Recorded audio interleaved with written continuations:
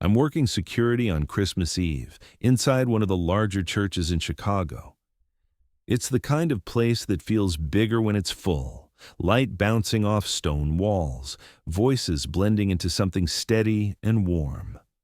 Families move slowly through the aisles, stopping to take photos, kids tugging at coats, parents whispering reminders to behave. There's music somewhere near the front, not loud, just present. My team spreads out the way we always do, watching doors, keeping walkways clear, answering questions from visitors who don't know where they're going. It's busy, but it's familiar. Nothing feels off, not yet. As midnight gets closer, the crowd thins the way it always does. People leave in small waves, saying their quiet goodbyes, stepping out into the cold. The noise fades gradually, not all at once. I make a slow pass through the main floor, then toward the side areas, checking the people are moving in the right direction. The church staff is already starting to stack chairs and gather loose programs. It feels like the end of a long shift, the kind where your body is tired but your mind is still working through a checklist. Doors, hallways, corners people forget about. I take one last walk down a side corridor that connects to a service hallway. It's dimmer there, away from the main lights. As I reach the corner, I catch a glimpse of movement, just enough to register. A figure in a red Santa suit passes across the far end of the hall, disappearing behind the wall before I get a clear look. No face, no sound, no clear sense of direction. I stop for a second, more out of habit than concern, and look down the hallway. It's empty. I don't feel scared. I don't even feel surprised. People wander into the wrong areas all the time during events like this. I tell myself it's probably just a visitor who missed an exit or took a wrong turn, someone lingering a little too long before heading out. The suit makes sense. Half the kids tonight came dressed up, and I've already seen a few Santas posing for photos. Still, something nags at me. Not enough to raise my voice or call it in. That section of the building should already be locked, and whoever it was moved without making a sound, which is strange in a place like this.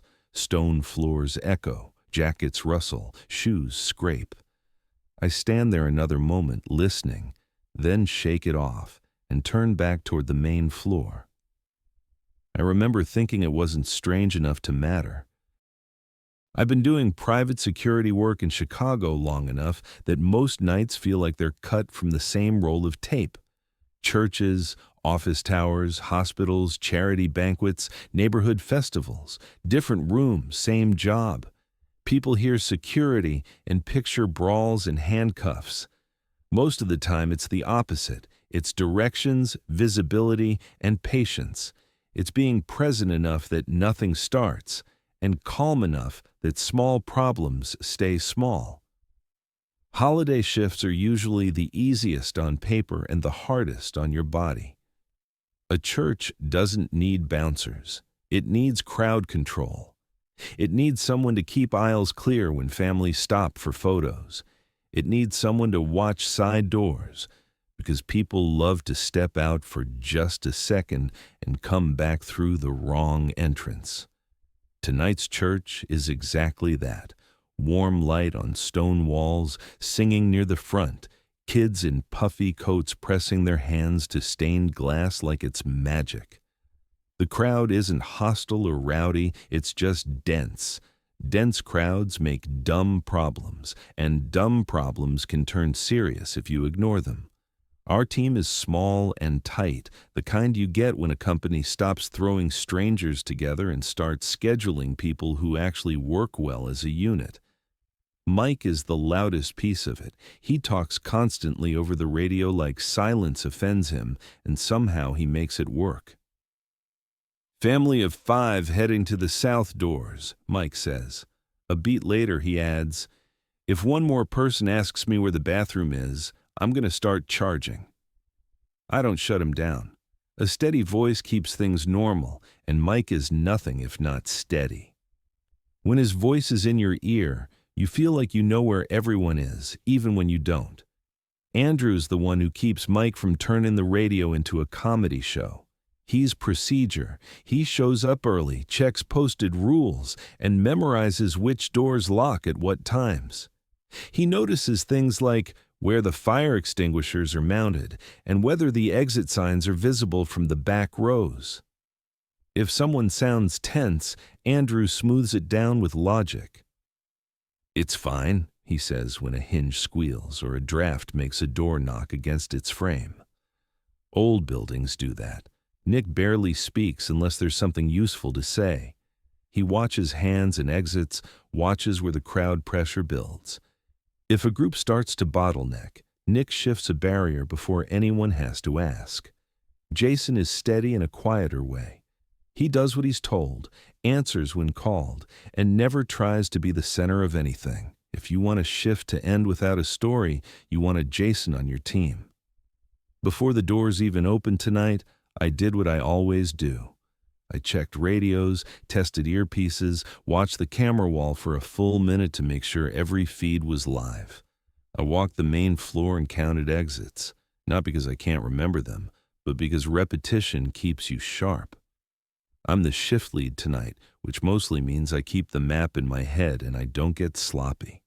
And I've always hated working holidays for one simple reason. The smallest mistake feels bigger. It's not just a stumble on a random Tuesday. It's a kid crying on Christmas Eve. It's a family snapping at each other under stained glass. I don't like being the reason someone's night turns bad. That isn't hero talk. It's just the way my brain keeps score. Close to midnight, the crowd thins in slow waves. People leave with arms full of coats and sleepy kids, whispering goodbyes like they don't want to break the atmosphere on the way out. The church staff starts their own routine, collecting programs, straightening chairs, dimming lights section by section. Over the radio, Mike keeps up his running updates. Andrew keeps the cadence clean, almost like he's reading a checklist. Nick and Jason respond with short confirmations that tell me they're moving and alert. "Copy," Nick says. "On it," Jason says. "South doors clear," Andrew adds. The building settles as people leave, like it's exhaling. Everything stays calm. Everything stays predictable. That's the point. That's when the minor glitches show up. Not dramatic, not movie-worthy, just enough to notice. One camera feed lags for a beat, like the picture is stuck in syrup, then snaps back to real time. I stare at it, check the timestamp, and it looks normal again. I chalk it up to the building. Old wiring. Too many devices. When I mention the side corridor during our final checks, the one that connects to the service hallway, my radio crackles hard enough to clip my own voice. Mike's sentence cuts off mid-word. "Say that again," Mike says. I repeat it, slower, and the static comes and goes like someone pinched the signal. Andrew answers right away, calm as ever. "Probably interference," he says. "Stone and metal everywhere." "Dead spot," Mike adds, like it's the most normal thing in the world. Nick just says, "Copy," and keeps moving. Jason answers, "Yeah, I'm good," in that even tone he always uses. Nobody turns it into a conversation, because we've all heard worse radios in worse buildings, and nothing else seems wrong. By the time the last staff member waves goodbye and the side door closes behind them, the church feels hollow in a way that isn't scary, just empty. The warmth is still there, but the human noise is gone, and the quiet has a different weight. We start the final sweep like we always do. Doors, hallways, restrooms, little alcoves where someone might have sat down too long or where a kid might have wandered while a parent was distracted. I'm already thinking about getting everyone back to the lot and ending the shift clean. No drama, no reports, no phone calls, just a quiet, good job in the cold air and everyone going home. At that moment, the little glitches don't feel like clues. They feel like nothing, and we treat them like nothing. The last of the staff had already left when I circled back to the main floor and checked the side corridor one more time. The place felt quiet in a way that made your ears strain for movement, not because anything was wrong, but because the noise of the evening had finally settled. I keyed my radio and kept my voice low so it didn't echo. Mike, Andrew, Nick, Jason, someone might still be in the building. I spotted a Santa costume earlier near the service hall. Let's make one more sweep. Mike groaned into the radio like he'd been waiting all night for something to complain about.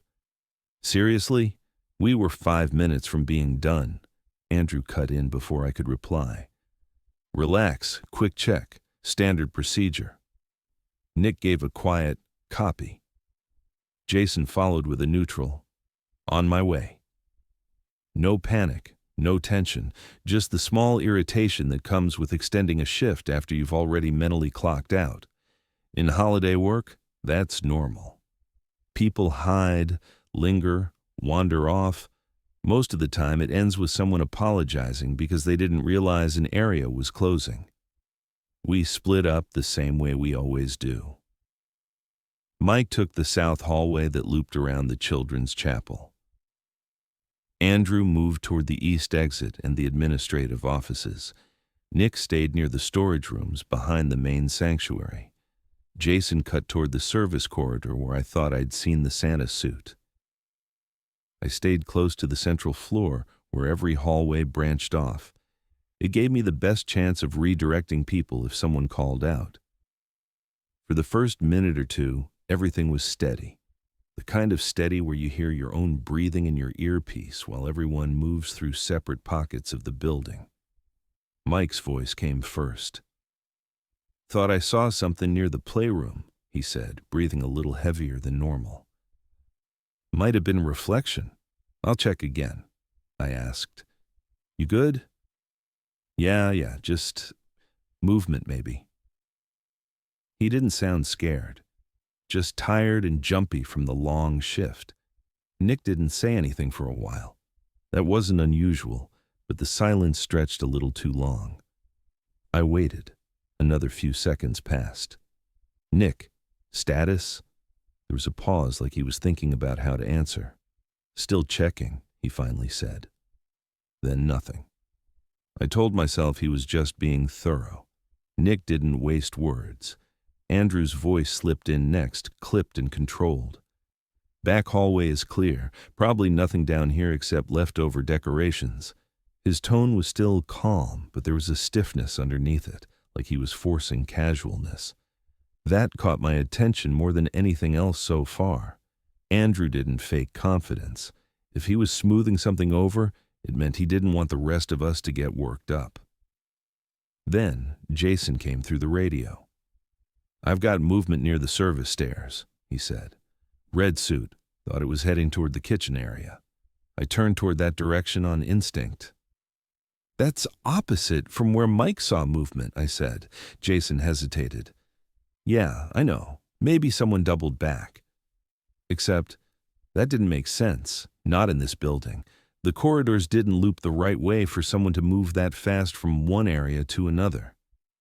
You'd have to pass through the central floor, and I hadn't seen anyone. I checked the camera feeds on the wall monitor near the front desk.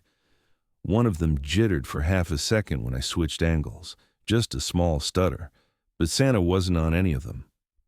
Could be 2 different people, Mike suggested, even though he didn't sound convinced. Maybe, I said. The radio crackled again when I tried to speak. Not loud, but sharp enough to cut my sentence in half. It wasn't weather. It wasn't interference from the stone. It felt too targeted, like it clipped specifically when the search tightened. Santa suit headed west, Jason said. No, south, Mike interrupted. What? Andrew asked. That's not possible unless... His voice broke off in static. I stopped moving, not because I was scared, but because I suddenly needed to think. None of this lined up. 1 Santa, 3 locations, no footsteps on the stone, no door movement, no bodies on the cameras. But even then, even with every piece refusing to fit, I still didn't think anything was wrong. Just a glitch in communication. Just a mistake in angles. Just fatigue. "Regroup in the central floor," I said, forcing my voice steady. "Now." The shift in the building's atmosphere wasn't dramatic. It didn't turn cold or dark or hostile.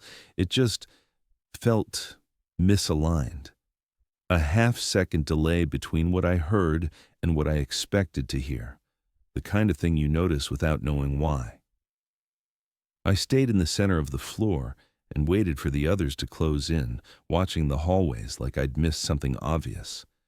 Mike appeared first, coming from the south side, with his flashlight angled down in a bored, irritated arc. "Nothing but shadows," he said. "Pretty sure I scared myself with a coat rack." He tried to laugh, but the sound came out thin.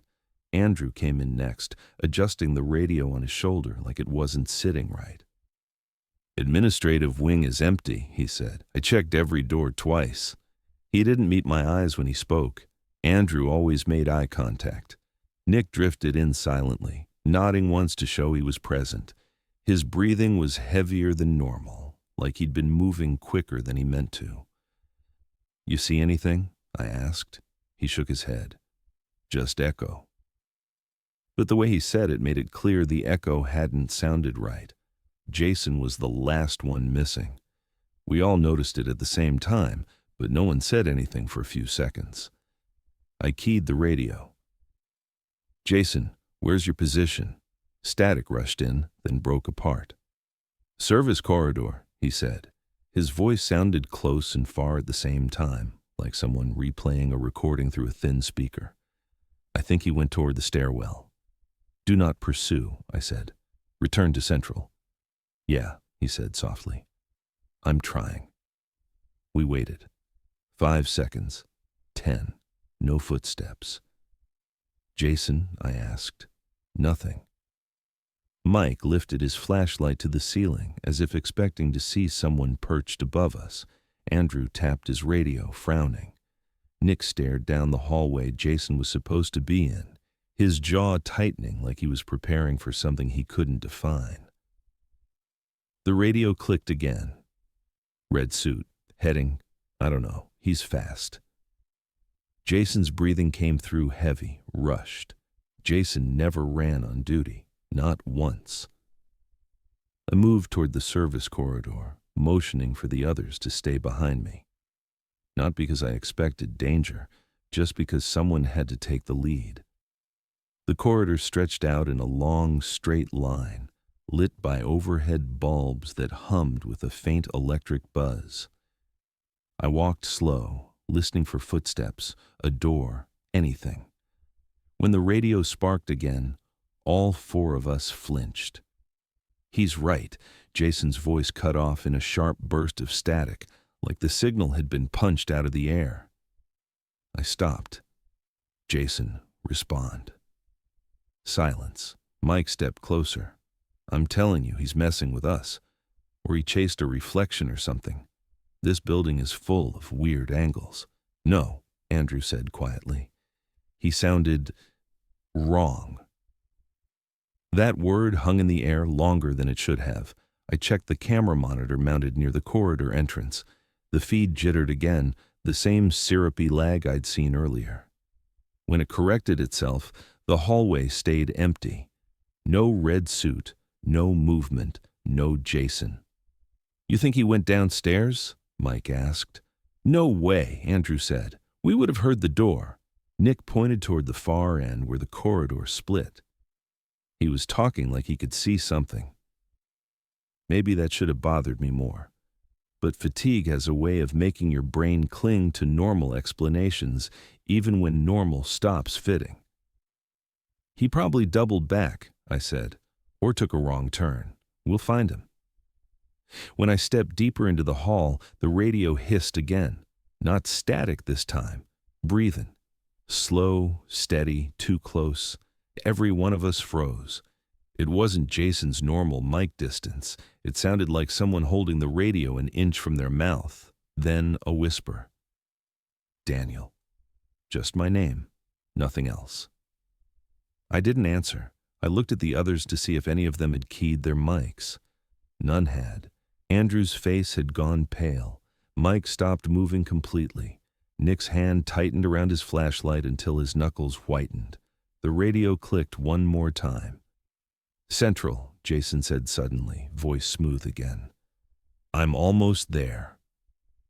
We all turned back toward the main floor. It was empty. No footsteps, no Jason, no movement anywhere. That was the moment the pattern finally clicked in my head, even if I didn't want to admit it.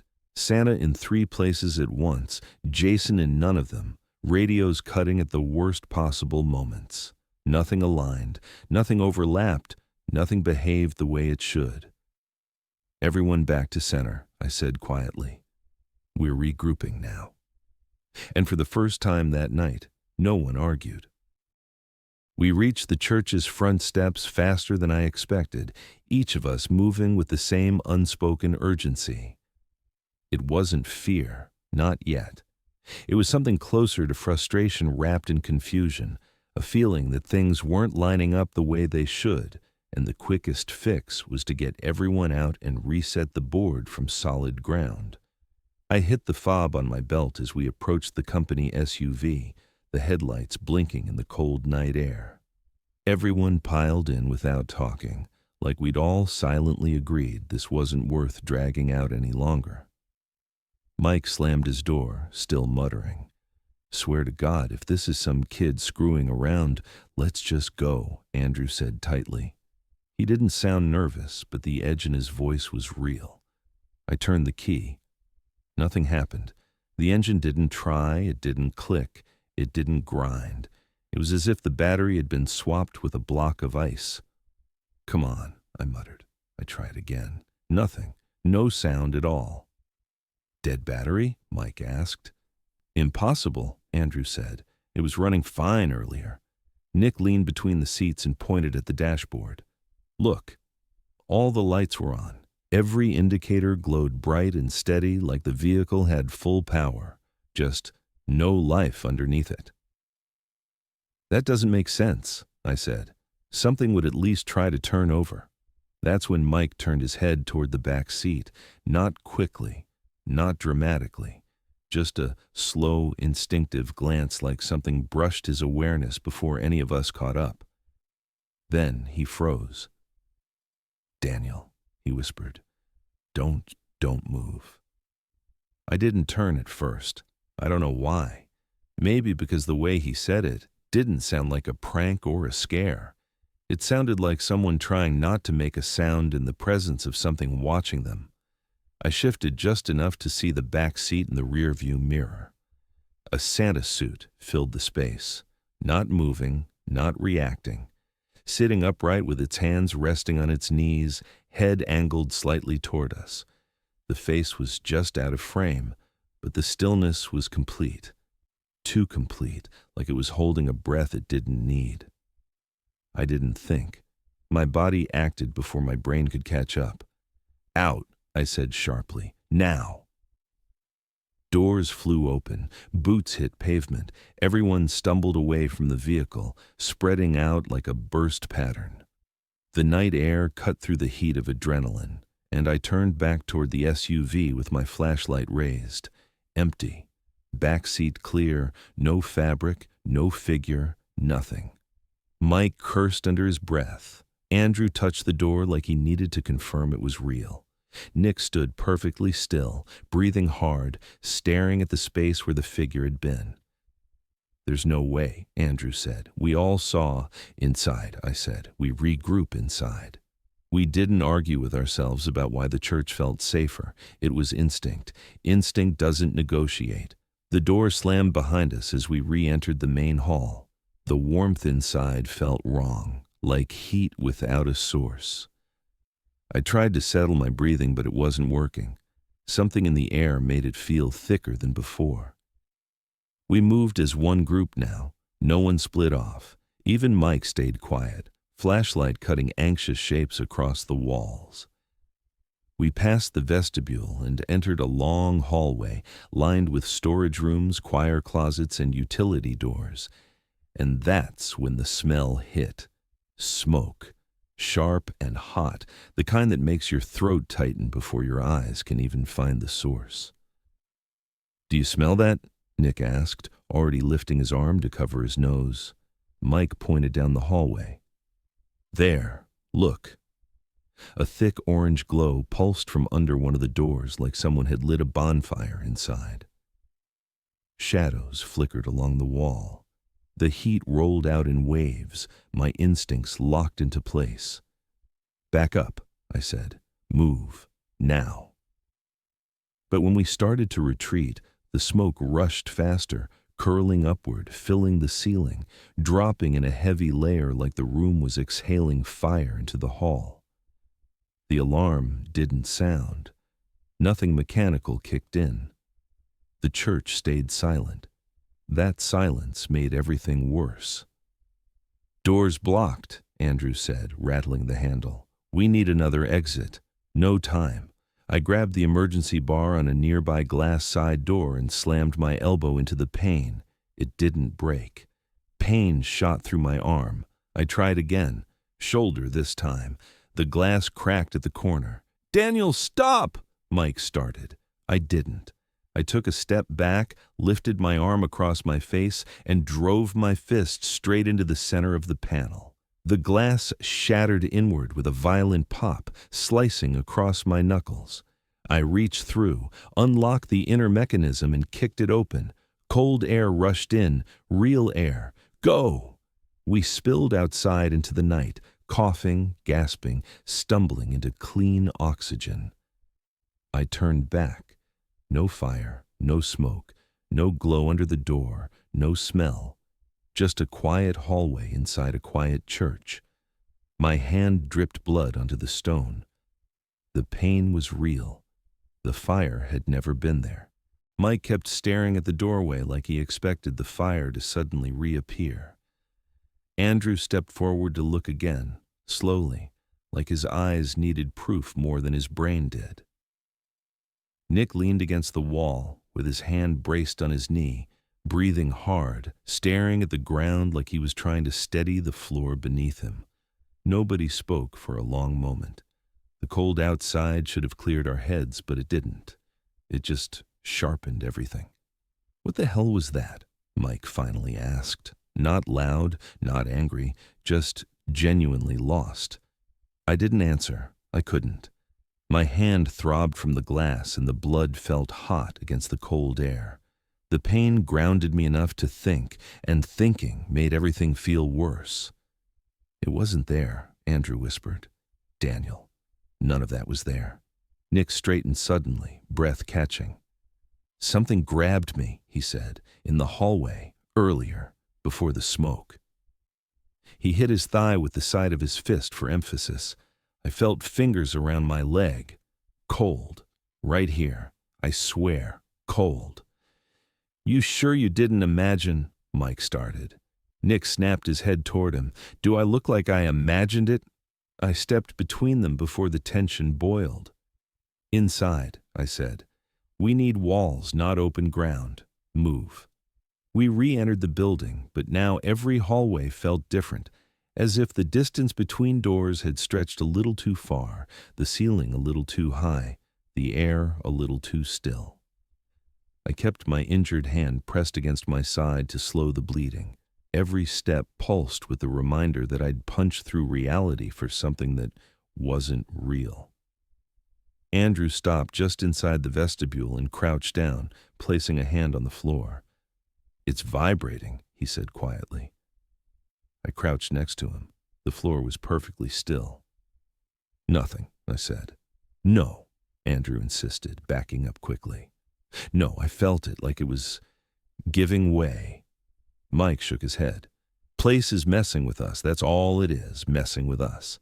Then the bells started. Not the distant, gentle toll that carried across the city every hour. These rang as if we were standing inside the bell tower itself, a sudden, overwhelming blast of sound that shook the air around us.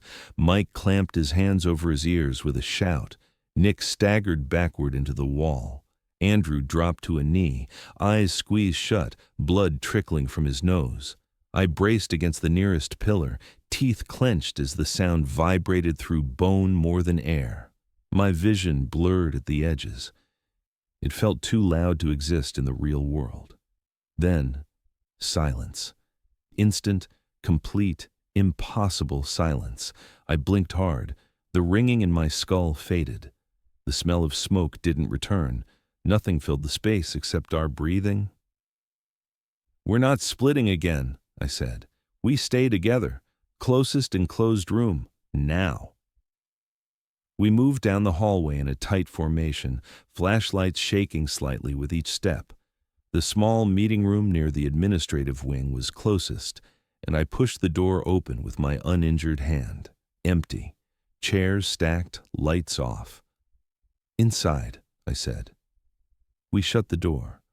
The dim emergency light above the frame cast a dull glow across the room, flattening every shadow.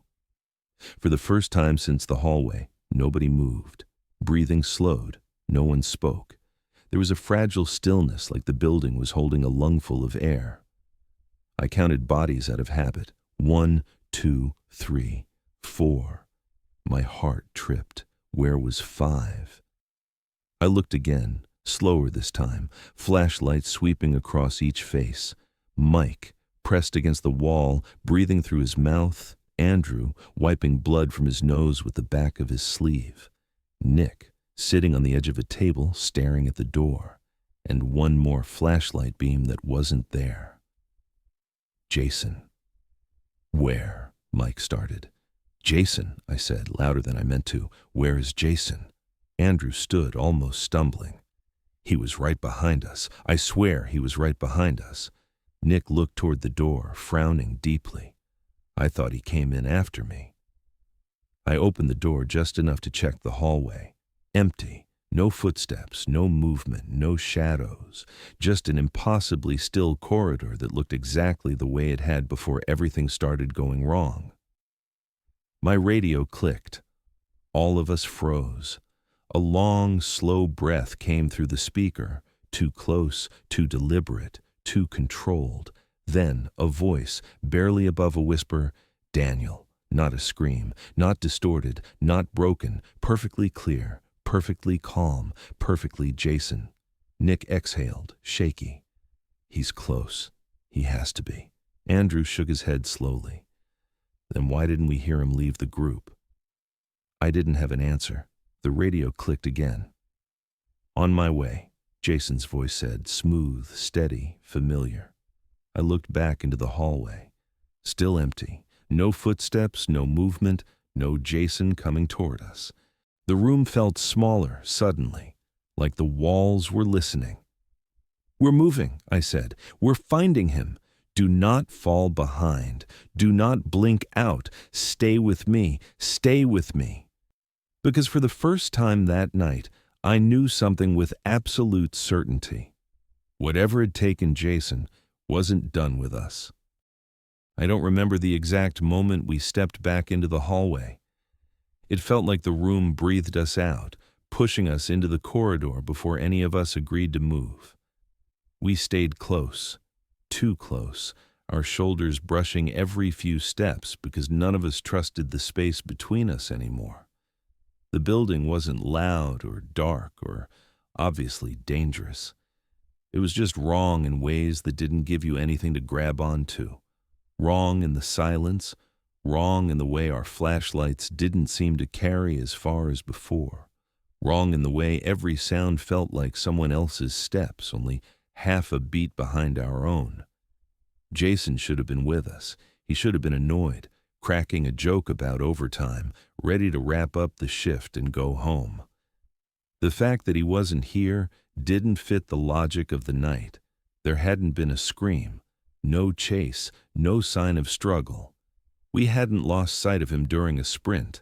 One moment he'd been behind us, the next he was just missing. Missing without a moment attached to it. I kept checking my radio even though I didn't want to hear it.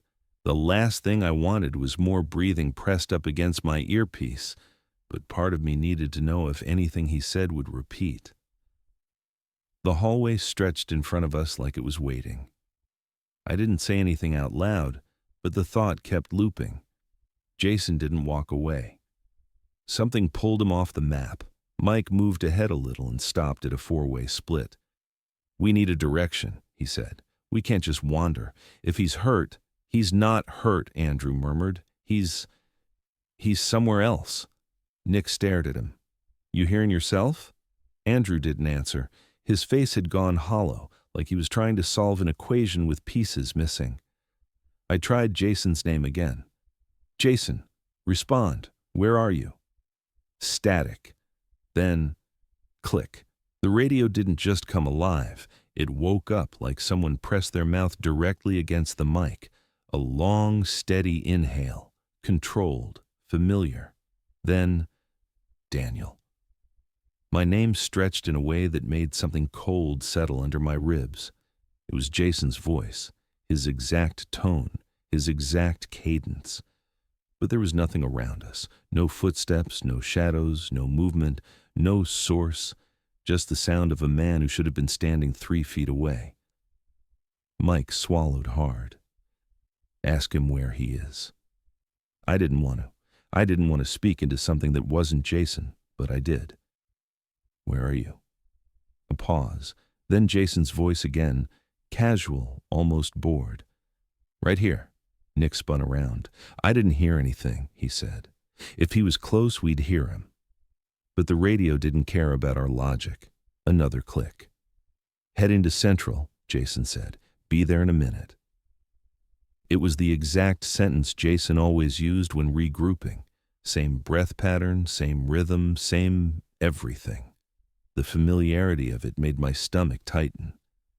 Andrew whispered, "It's copying him." The hallway felt narrower after those words. Like the walls leaned in to listen, I forced myself to stay steady. "We keep moving," I said. "If he's nearby, we'll see him." But I didn't believe that anymore. Not fully. We made our way through the central floor again, flashlights cutting across empty pews. The air felt thicker, like it resisted our movement. I checked every corner, every doorway, every alcove where a person could hide. Nothing. No red suit, no figure, no Jason. The radio clicked again. A soft exhale.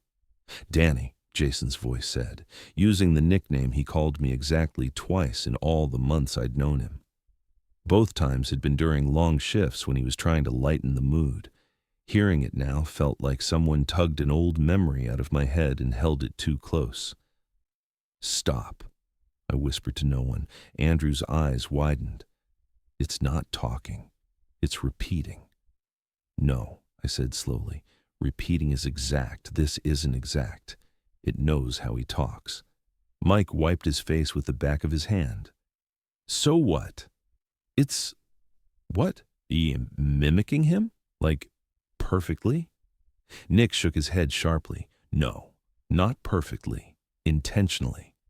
Like it wants us to believe he's right around the corner." We kept searching, but it didn't feel like a search anymore. It felt like the building was watching us move, noting which direction we chose, adjusting the distance around us like a maze that only needed to shift a few inches to keep us blind. I checked the stairwell. Empty. Storage room. Empty. The hallway where I'd first seen the Santa suit. Empty. But the air felt charged, expectant. We reached the back hall near the choir rooms when Andrew suddenly grabbed the wall, breathing fast. "Wait, don't move!" I froze. "What?" Andrew pointed. "Look!" At first I didn't see it. Then I realized what he meant. The floor ahead of us looked wrong, not broken, not falling apart, just sagging slightly like weight pushed from below. But when I stepped closer, I didn't feel anything. My flashlight beam didn't distort. The floor remained perfectly still. "Andrew," I said quietly, "it's solid." "No," he insisted. "It's giving way. Look." He worked his fingers into the grout line as if trying to prove the tile was loose, but nothing moved, nothing cracked, nothing shifted. His breath hitched. It was collapsing. I swear it was collapsing. Mike pulled him back. Hey, that wasn't real." Andrew didn't argue. He just looked betrayed by his own senses. We moved again, slower this time, careful not to trust anything our eyes gave us too quickly. Then the radio clicked again. Jason's voice. Soft. Calm. "Daniel, look left." I didn't. I refused. "Don't listen to it," I muttered. "Don't look anywhere it tells us." Mike hesitated. "What if that's actually Jason?" "It's not," Andrew whispered. "Jason doesn't give orders." And Andrew was right. Jason followed. He didn't lead. He didn't tell people where to look. He didn't direct anyone's attention. The voice on the radio knew that I knew that. It used it anyway. The truth pressed itself into my thoughts slowly, unwillingly. It doesn't touch, it doesn't chase, it shows, it points, it guides. Everything clicked at once. The Santa suit in the hall, the Santa suit in the car, the fire that wasn't fire, the collapsing floor that wasn't collapsing, the bells that felt too close. Nick hurting himself because he thought something grabbed him. It wasn't attacking, it was directing, making us move, making us react, making us hurt ourselves by trusting what we thought we saw. "Why?" Mike whispered. "Why mess with us like this?" "It wants us separated," I said. "It wants us off balance. It wants us to follow it." Nick's jaw tightened. It wanted Jason to follow it. We didn't say the next part out loud, because none of us wanted to make it real. Jason probably followed, and whatever he followed wasn't meant to lead him back. The radio clicked again. "Daniel, Danny, where'd you go?" The mimicry was worse now, too casual, too confident, like it was learning which tone made us freeze. I stepped back then again, forcing my breath steady. "We're leaving," I said. "Now. No more searching, no more detours." Mike swallowed. "You think it'll let us?" I didn't know if let was the right word. It didn't chase, it didn't block, it didn't fight. It just waited. We made our way toward the main exit in a tight cluster. Every sound felt amplified. Every shadow felt ready to shift into shape. But nothing stopped us. Nothing reached for us. Nothing appeared directly in our path. We walked faster, then almost running. The doors pushed open with a long groan. Cold air hit my face like reality slapping me awake. We stepped out into the gray edge of dawn. The sky was barely lightening, the street quiet, the world normal in a way the church hadn't been for hours. When we reached the parking lot, Mike looked back suddenly. "Is it, following?" I didn't answer.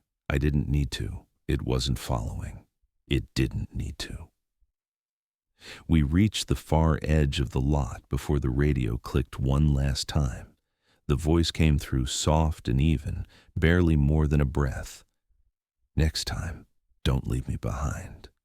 The dawn light touched the building. The signal cut out, and whatever had been inside with us stayed there. For now.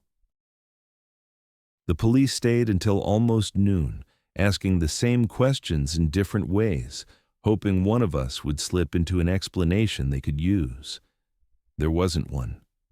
They looked over the camera feeds, checked the stairwells, searched the storage rooms, and walked the entire perimeter twice. Nothing turned up.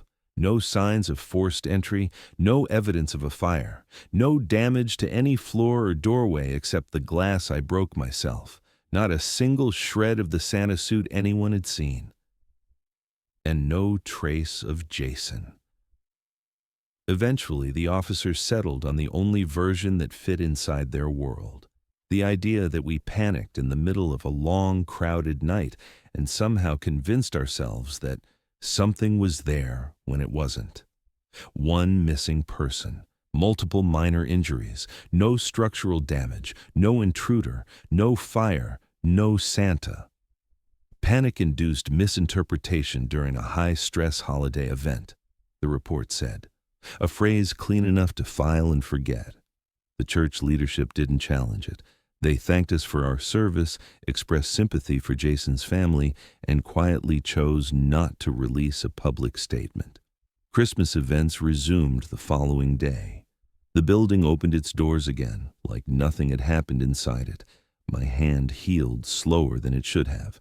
The stitches pulled when I moved my fingers too much, and the swelling made it hard to hold anything with my right hand for a week. But the physical part was easy. What stayed with me was the quiet, the way certain rooms in my apartment sounded too still at night, the way the hum of the refrigerator seemed to fade in and out like something shifting its attention. I slept in short, broken pieces, waking up with the sense that someone had just stepped out of view. I kept telling myself there was nothing following me home, that whatever had been inside the church stayed in the church. But every night when the building around me settled and the dark stretched down the hallway outside my bedroom, the thought pressed in anyway. Not fear, not paranoia, just a steady awareness that something unfinished was waiting. It happened 4 nights after the investigation closed. I'd been lying awake for hours, staring at the corner of my ceiling, trying to breathe past the feeling of being watched. I rolled onto my side and shut my eyes for a moment, just long enough to force myself into stillness. Then I heard it. Breathing. Behind me. Slow. Close. I didn't move. My whole body went cold. A whisper followed, soft enough to feel more than hear. "See you next Christmas." I turned before I could stop myself. The hallway outside my bedroom stretched open, dark except for the faint glow from the kitchen light. At the far end stood a Santa figure, still perfectly upright, like it had been waiting for me to look, and the face staring back at me held Jason's features. Calm, empty, patient. I blinked once. The hallway was empty. Silence folded back over everything. Nothing ended.